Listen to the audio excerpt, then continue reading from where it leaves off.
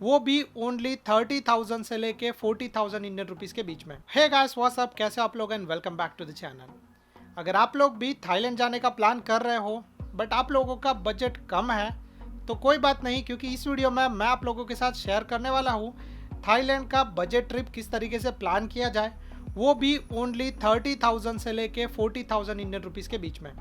कैसे, ये मैं आप लोगों को वीडियो में शेयर करने वाला हूँ। और इसके अलावा लेटेस्ट वीज़ा की डिटेल्स, उसके साथ साथ फ्लाइट की डिटेल्स, होटल बुकिंग की डिटेल्स, खाने में आप लोगों को वहाँ पर क्या क्या ऑप्शन मिलेंगे और आप लोग अपने पैसे कहाँ कहाँ पर बचा सकते हो, ये सारी डिटेल्स मैं आप लोगों को इस वीडियो में शेयर करने वाला हूँ। पहले तो मैं आप लोगों के साथ ये चीज़ शेयर कर दूँ कि थाईलैंड में बहुत पहले गया था, बट जस्ट रिसेंटली जनवरी में मेरे ऑफिस कलीग ने थाईलैंड विजिट किया था और उन्होंने बहुत सारी डिटेल्स मुझे शेयर की, तो मैं आप लोगों के साथ वो सारी डिटेल्स शेयर करने वाला हूँ। तो सबसे पहले बात करते हैं उस चीज़ के बारे में जिसके अलावा आप लोग जो है वो कोई भी कंट्री में एंटर नहीं कर सकते हो, एंड वो है वीज़ा। तो एक गुड न्यूज़ है इंडियंस के लिए कि थाईलैंड इंडियंस के लिए वीज़ा फ्री है। मतलब अगर आप लोगों को 30 डेज़ के लिए थाईलैंड विजिट करना है तो आप लोग जो है वो ऑन अराइवल वीज़ा ले सकते हो। मतलब कि आप लोगों को इंडिया से कोई भी वीज़ा अप्लाई करने का ज़रूरत नहीं है। आप लोग डायरेक्टली फ़्लाइट बुक करके थाईलैंड जा सकते हो और वहाँ पे एयरपोर्ट से ऑन अराइवल वीज़ा ले सकते हो। बट इसके लिए कुछ चीज़ें आप लोगों को लगेगी जो आप लोग अगर पहले से प्रिपेयर करके जाओगे तो आप लोगों के लिए बहुत ही अच्छा होगा। पहला तो आप लोग अपने साथ अपना पासपोर्ट साइज़ फ़ोटो कैरी करना, क्योंकि वहाँ पे जाके आप लोगों को जो है वीज़ा फॉर्म भरना पड़ेगा और उसके लिए आप लोगों को फ़ोटो लगेगा। तो फ़ोटो भूलना मत, नहीं तो वहाँ पे जाके क्लिक करना पड़ेगा। तो अगेन ये एक हेडेक वाला प्रोसीजर हो जाएगा। उसके अलावा दूसरा चीज़ है, आप लोगों को वीज़ा के लिए पे करना पड़ेगा 2000 बात।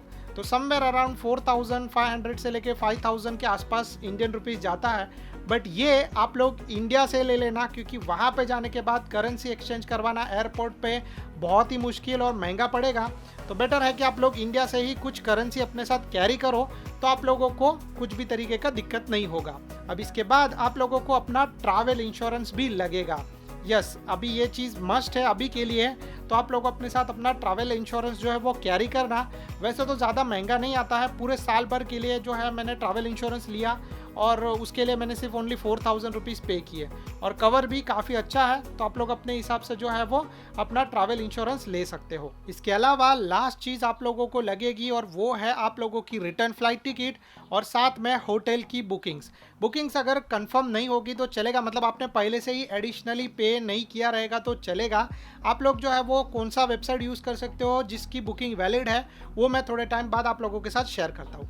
अभी कुछ इंपॉर्टेंट डिटेल मैं आप लोगों के साथ शेयर करता हूँ जो जनवरी 2023 से एप्लीकेबल है। सो अगर आप लोग थाईलैंड विजिट कर रहे हो तो पहले से ही इस चीज़ के लिए जो है वो तैयार हो जाओ, तो आप लोगों को वहाँ पे जाने के बाद कुछ परेशानी नहीं हो। ये रूल जो है वो कोविड के वजह से बनाया है। तो रूल क्या है? पहला चीज़, मास्क के बारे में मैं आप लोगों को बोल दूं तो थाईलैंड में घूमने के लिए आप लोगों को मास्क पहनना रिक्वायर्ड नहीं है। अगर आप लोग अपने सेफ्टी के लिए पहन रहे हो तो स्टिल वेरी गुड। दूसरा चीज़ जो है वो वैक्सीनेशन सर्टिफिकेट। तो आप लोगों का जो है कोई भी वैक्सीनेशन सर्टिफिकेट रहेगा, आप लोग इजीली थाईलैंड में एंटर कर सकते हो। मतलब कि अगर आप लोगों ने 2 वैक्सीन ली है, आप लोग फुल्ली वैक्सीनेटेड हो तो यस। अगर आप लोगों ने बूस्टर शॉट लिया है तभी भी आप लोग थाईलैंड में जा सकते हो। इसके अलावा आप लोगों को इंडिया से थाईलैंड में जाने के पहले कोई भी तरीके का RC-PCR टेस्ट रिक्वायर्ड नहीं है। सो आप लोगों को अगर ऐसे ही अपना वैक्सीन सर्टिफिकेट अपने साथ कैरी करोगे, you are good to go. कुछ और रूल्स में चेंजेस हुए हैं एंड उसमें से मैंने एक आप लोगों को पहले ही बता दिया।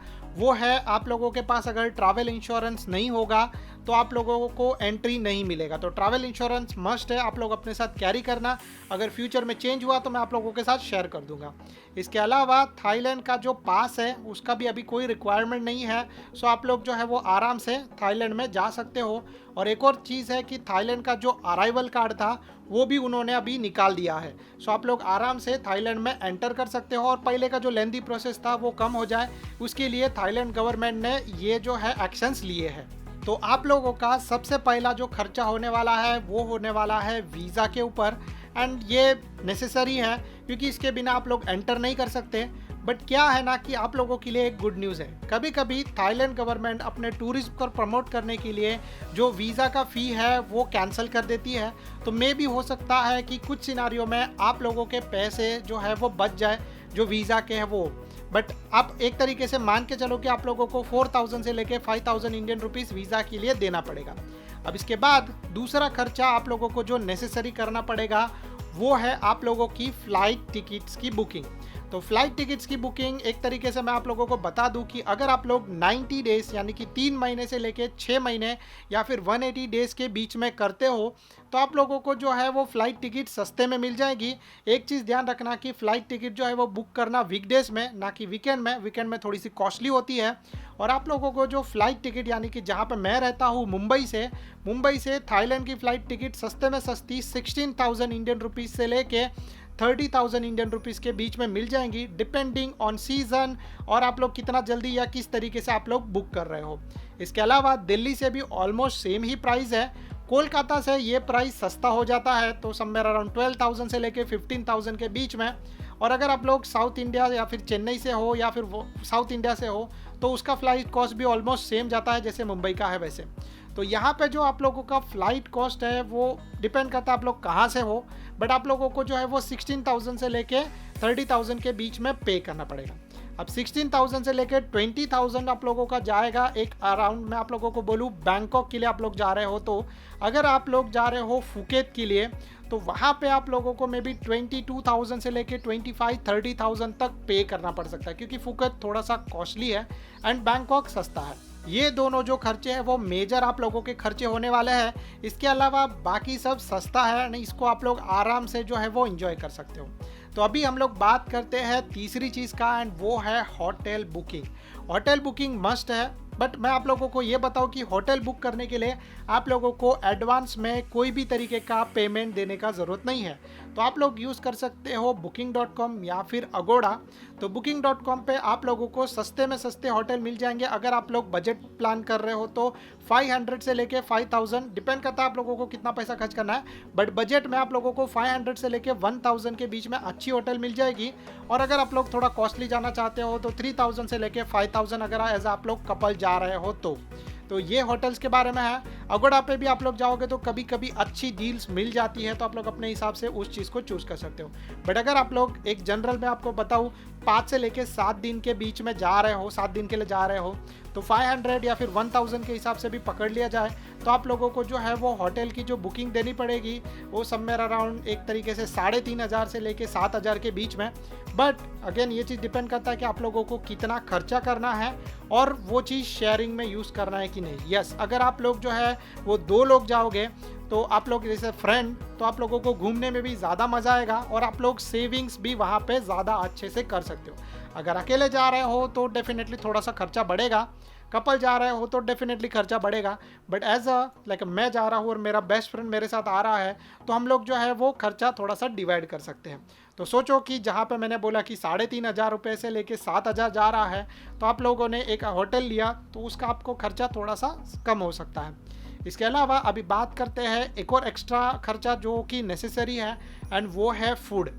तो फूड में आप लोगों को बहुत सारे ऑप्शंस वहाँ पे मिल जाएंगे, वेज, नॉन वेज या फिर जो भी आप लोगों को चाहिए। इंडियन रेस्टोरेंट में जाना है तो, बट इंडियन रेस्टोरेंट में जैसे मेरे कलीग ने बताया कि इंडियन रेस्टोरेंट में जो फूड है वो बहुत ही कॉस्टली है। आप लोग पैसे बचाने के लिए स्ट्रीट फूड ट्राई कर सकते हो जो बहुत ही सस्ता है एंड आप लोगों को मज़ा भी आएगा कुछ नई वैरायटीज़ ट्राई करने में भी। अगर आप लोग वेजिटेरियन हो तो थोड़ा सा खर्चा बढ़ेगा इस चीज़ में, ये चीज़ के बारे में। बट आप लोग क्या कर सकते हो, इंडिया से कुछ चीज़ें अपने साथ लेके जा सकते हो तो आप लोगों का वहाँ पे उसका खर्चा कम हो जाएगा। तो ये चीज़ हो गया फूड के बारे में। अब इसके बाद हम लोग बात करते हैं कि नॉर्मल ट्रैवलिंग के बारे में या फिर एक्सप्लोरिंग द प्लेसेस के बारे में। तो अगर आप लोग बैंकॉक पटाया के लिए जा रहे हो तो वहाँ पे आप लोगों को बैंकॉक घूमने के लिए MRT का ऑप्शन मिल जाएगा। अगर आप लोगों को MRT से नहीं जाना है यानी कि मेट्रो से नहीं जाना है तो आप लोग जो है वो टुक टुक यूज़ कर सकते हो। टुक टुक वहाँ पे सस्ता है और पहले तो ट्राई वही करना। टैक्सी मत कभी ट्राई करना क्योंकि टैक्सी थाईलैंड में बहुत बहुत बहुत कॉस्टली है और सबसे ज़्यादा कॉस्टली है ग्रैब। तो ग्रैब आप लोग ऐप डाउनलोड कर सकते हो जैसे अपने यहाँ पे ओला या उबर होता है, but grab is really costly. आप लोग टैक्सी में थोड़ा सा जो है वो एडजस्टमेंट कर सकते हो एंड टुक टुक के बारे में मैं आप लोगों को बताऊं तो टुक टुक भी ऐसा चीज़ है कि आप लोगों को जो है वो थोड़ा सा बार्गेनिंग करना पड़ेगा। आप लोगों को जहाँ पे जाना है तो बार्गेनिंग आप लोग इजीली कर सकते हो। एंड अगर आपका दोस्त या आपके साथ कोई भी आ रहा है तो आप लोगों का जो वो शेयरिंग में और भी पैसा कम हो जाएगा। एक और छोटा सा चीज़ मैं आप लोगों को बता दूँ कि अगर आप लोग अकेले जा रहे हो तो आप लोगों के जैसे और भी कोई अकेले ट्रैवलर्स रहेंगे जो आप लोगों को मिलेंगे एक स्टेशन पे या कहीं पर भी, तो आप लोग उनके साथ जो है वो अपना ट्रैवल आइटिनरी या फिर एक तरीके से जो है वो मुझे यहाँ पे जाना है, तुमको जाना है, साथ में चलते हैं, शेयरिंग में प्राइस उसका भी कम हो जाएगा, आपका भी प्राइस कम हो जाएगा। तो इस तरीके से आप लोग जो है वो अपने पैसे बचा सकते हो और थोड़ा सा आप लोगों को लाइक इसमें हेल्प भी हो जाएगा। तो फॉर एग्जांपल आप लोगों को पिक्चर्स क्लिक करने हैं तो वो बंदा आपके साथ रहेगा और उसको पिक्चर क्लिक करना है तो आप लोग उसके साथ रहोगे। तो ऐसा लाइक पार्टनरशिप में आप लोगों का जो है वो घूमने में काफ़ी कम पैसा या खर्चा हो सकता है। अब कुछ जगह पे मैं आप लोगों को रिकमेंड करूंगा कि ट्राई करना वॉक करने के लिए, क्योंकि जब आप लोग चलोगे तो आप लोगों का थोड़ा सा बॉडी का एक्सरसाइज भी हो जाएगा और साथ में कुछ जगह आप लोग जो है वो फ्री विजिट कर सकते हो बस चलने की वजह से। तो ये आप लोगों के लिए बेनिफिट वाला चीज़ है। फाइनली ये भी मैं आप लोगों के साथ शेयर करता हूँ कि टोटल आप लोगों का खर्चा कितना जा सकता है। तो अगर आप लोग बैंकॉक और पटाया दोनों के लिए जा रहे हो, एक एवरेज 5 से लेके 7 दिन का ट्रिप के लिए जा रहे हो, तो आप लोगों का खर्चा जा सकता है 30 से लेके 40,000 इंडियन रुपीज़ के बीच में। बट अगर आप लोग फुकेत के लिए जा रहे हो, फुकेत और क्राबी के लिए, तो वहाँ पे आप लोगों का खर्चा थोड़ा सा ज़्यादा जा सकता है, क्योंकि जो जैसे मैंने आप लोगों को पहले ही बताया कि फुकेत का जो फ्लाइट है वो थोड़ा सा कॉस्टली है। इसके अलावा वहाँ पे जो होटल्स है वो भी थोड़े से कॉस्टली है। और आप लोग फुकेत में जाने के बाद या फिर फुकेत से क्राबी जाने के बाद आप लोग जो है वो एक तरीके से फीफी आइलैंड और ये सब जगह पे विजिट करोगे तो वहाँ पर भी आप लोगों का थोड़ा खर्चा जो है वो बढ़ सकता है। बट वो जगह काफ़ी अच्छी है। तो फुकेत एंड क्राबी का खर्चा आप लोगों को एक मोटा मोटा आप लोग पकड़ लो 45,000 से लेके 60,000 इंडियन रुपीज़ के बीच में पड़ सकता है। बट ये भी डिपेंड करता है, अगर आप लोगों को कुछ सस्ते डील मिल गए, आप लोगों ने पैसे बचा लिए, तो वो भी 40,000 तक जा सकता है। अब इसके बाद मैं आप लोगों को बता दूं कि बेस्ट टाइम कौन सा है थाईलैंड में विजिट करने के लिए, जहां पे बहुत सारे मतलब वो टाइम पे बहुत सारे लोग जाते हैं, जिसके वजह से हर एक चीज़ का प्राइस थोड़ा सा हाई होता है। एंड वो टाइम है नवंबर से लेके मार्च के बीच में। तो वो एक तरीके से समर टाइम होता है, वहाँ पे बारिश कम होती है, तो वैसे टाइम पे बहुत सारे लोग जो है वहाँ पे घूमने के लिए जाते हैं एंड जिसके वजह से हर एक चीज़ का प्राइस थोड़ा सा हाई ही मिलेगा। और अगर आप लोग ऑफ सीज़न में जाओगे तो आप लोगों को मतलब वेदर तो थोड़ा बैड मिलेगा, बट चीज़ है आप लोगों को थोड़ी सी सस्ती या मिल जाएगी। तो बैंकॉक पटाया जाने के लिए आप लोग जो बीच का टाइम जो है वो चूज़ कर सकते हो, बट फुकेत एंड क्राबी के लिए समर में ही जाना पड़ेगा, क्योंकि बारिश अगर ज़्यादा हो रहा है तो वहाँ पे वो जो बोट आप लोगों को फीफी नहीं लेके जाएगा या फिर आप लोगों को एक दिन सिर्फ होटल में लेट के बिताना पड़ेगा। तो इसीलिए जो है वो आप लोग को इस तरीके से प्लान करना पड़ेगा। सो आई होप सो आप लोगों को इस वीडियो में मैंने बहुत ही अच्छी इन्फॉर्मेशन दी है। अगर यस तो please do like and subscribe to our channel. अगर आप लोगों को कुछ भी तरीके का डाउट रहेगा किसी भी चीज़ के रिगार्डिंग तो आप लोग नीचे कमेंट कर सकते हो। Thank you so much guys for watching. Bye bye and good luck.